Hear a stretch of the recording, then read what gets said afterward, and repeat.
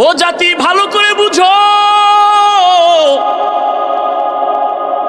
মুহররমের সম্মান নবীজির ইন্তেকালের পরে না আসমান জমিন সৃষ্টির দিন, সেদিন থেকেই মুহররমের দাম। ভালো করে বুঝো, জমিনের মধ্যে শাহাদাত বরণ করেছেন হুসাইন রাদিয়াল্লাহু তাআলা আনহুর বড় ভাই, নাম কি?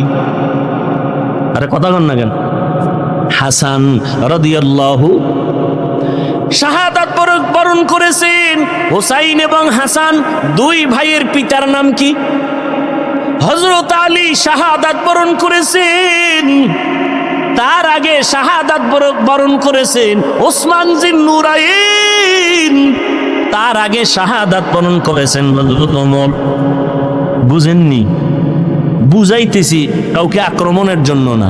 হুসাইন রাদিয়াল্লাহু তাআলা আনহুর শাহাদাত পালন হয়, হাসান রাদিয়াল্লাহু আনহুরটা হয় না কেন? জবাব চাই।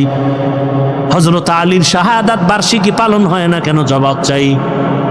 ওসমান রাদিয়াল্লাহু তাআলা আনহুর শাহাদাত বার্ষিকী পালন হয় না কেন? জবাব চাই। ওমরে ফারুকের শাহাদাত বার্ষিকী পালন হয় না কেন? জবাব চাই। আপনি বাদ দিবেন আবু বকর আর নবীকে? না, রসুলের ইন্তেকাল শাহাদাতের ইন্তেকাল, আবু বকরের ইন্তেকাল ও শাহাদাতের মর্যাদার ইন্তেকাল। কারণ আল্লাহর জান্নাতে বিনা হিসাবে ঢোকার জন্য যত পথ আছে এর মধ্যে শ্রেষ্ঠ পথ হলো শাহাদাতের ইন্তেকাল। বেঈমানের হাতে